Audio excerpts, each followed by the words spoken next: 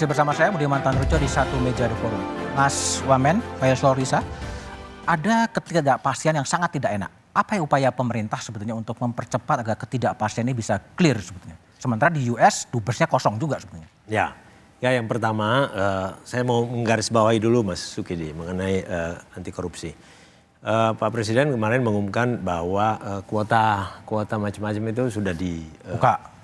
Kenapa? Karena selama ini dalam banyak kasus itu ternyata menjadi sumber korupsi dari korupsi. Rente Kan? itu.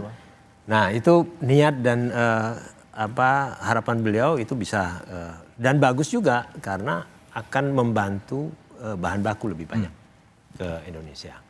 Oke, yang kedua juga misalnya mengenai TKDN yang selama ini selalu dikeluhkan. Pak Presiden menyatakan tanpa izin beliau, pertek tanpa izin beliau itu tidak bisa dilakukan. Untuk TKDN memang kita ingin itu formulasinya berbeda. Makanya Pak Prabowo menyebut diganti dengan insentif. Tapi anyway, soal menyambut atau menghadapi ketidakpastian yang dilakukan oleh yang terjadi di sektor usaha, pemerintah akan terus-menerus melakukan komunikasi, dialog dengan seluruh teman-teman para pelaku usaha, menemukan jalan keluar baru, misalnya apa yang menjadi keluhan termasuk yang selama ini ada.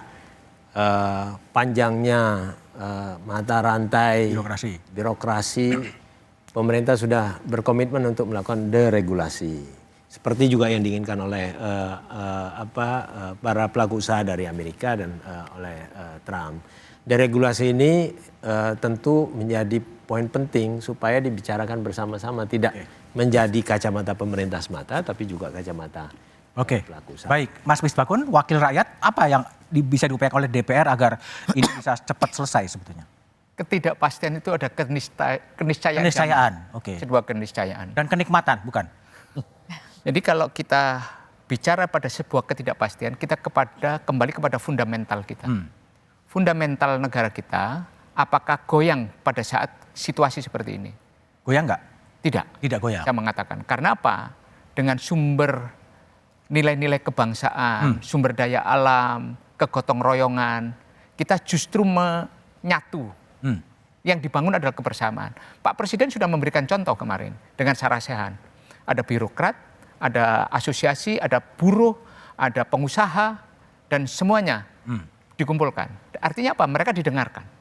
Dan kemudian setelah mendengarkan dari semua kelompok itu, Presiden kemudian mencatat satu-satu dan apa yang harus dibicarakan. Bahkan secara spontan Presiden minta beberapa permendak, pertek dan sebagainya untuk dia.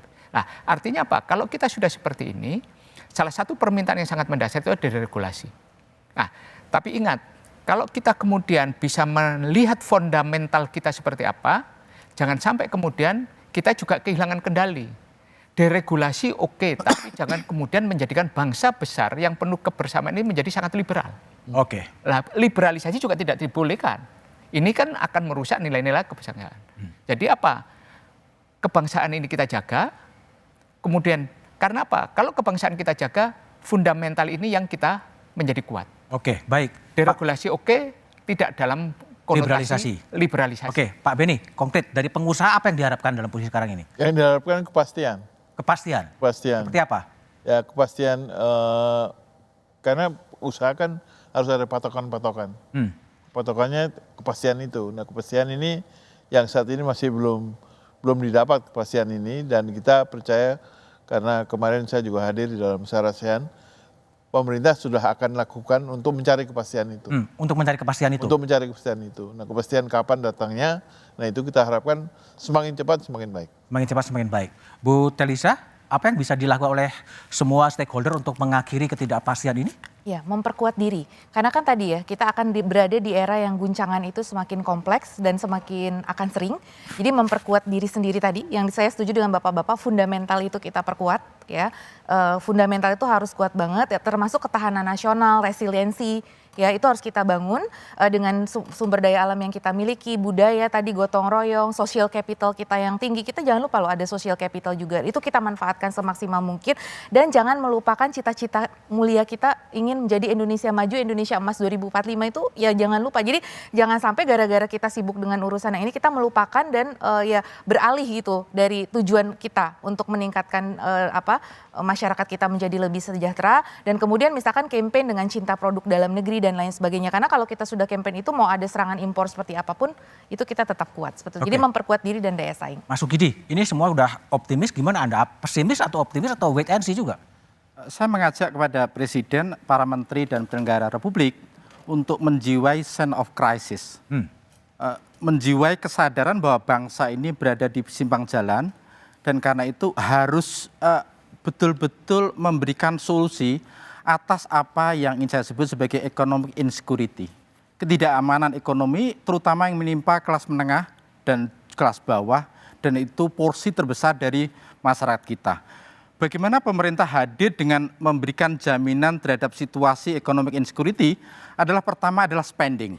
Kenapa? Karena investasi mengalami situasi ketidakpastian sementara daya beli masyarakat cukup rendah, net ekspor dan import hanya sedikit, karena itu yang bisa kita harapkan dari pemerintah adalah spending itu sendiri. Efisiensi dalam situasi saat ini tidak efektif karena itu justru merusak situasi masyarakat yang sedang dalam ketidakpastian itu sendiri. Karena itu terakhir adalah saran kepada pemerintah untuk memberikan proteksi ekonomi terhadap mereka yang rentan jatuh miskin dan terutama kelas menengah itu sendiri. Proteksi ekonomi itu terutama memberikan bantuan langsung tunai yang hari-hari ini justru dibutuhkan. Karena apa? Karena itu pertanda bahwa pemerintah hadir untuk memberikan proteksi kelas menengah dan bawah. Bukan bantuan langsung tunai yang hadir menjelang Pilpres dan saat Pilpres, tapi justru di saat ekonomi sedang terpuruk seperti ini, pemerintah harus hadir spending karena yang menjadi mesin pertumbuhan ekonomi hari-hari ini justru adalah pemerintah.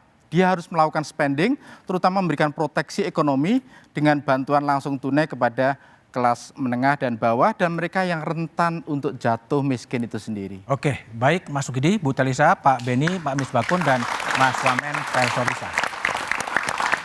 Trade war Presiden Trump bukan sekedar perang dagang, tapi perang pengaruh dan dominasi ekonomi global. Bangsa ini menghadapi tantangan besar, menjaga kepentingan nasional tanpa harus terjebak dalam tarik-menarik kekuatan besar. Langkah strategis perlu dirumuskan selain langkah taktis. Kita sibuk merespon dampak tapi belum tampak visi jangka panjang. Terus berkutat pada soal sektoral, mengkonsolidasikan kekuatan tapi melupakan perbaikan tata kelola. Akankah kita bersuara dalam forum global atau hanya menyesuaikan diri dengan arah angin? Dalam politik global yang tidak menentukan arah akan ditentukan. Sejarah tidak akan berpihak pada yang diam.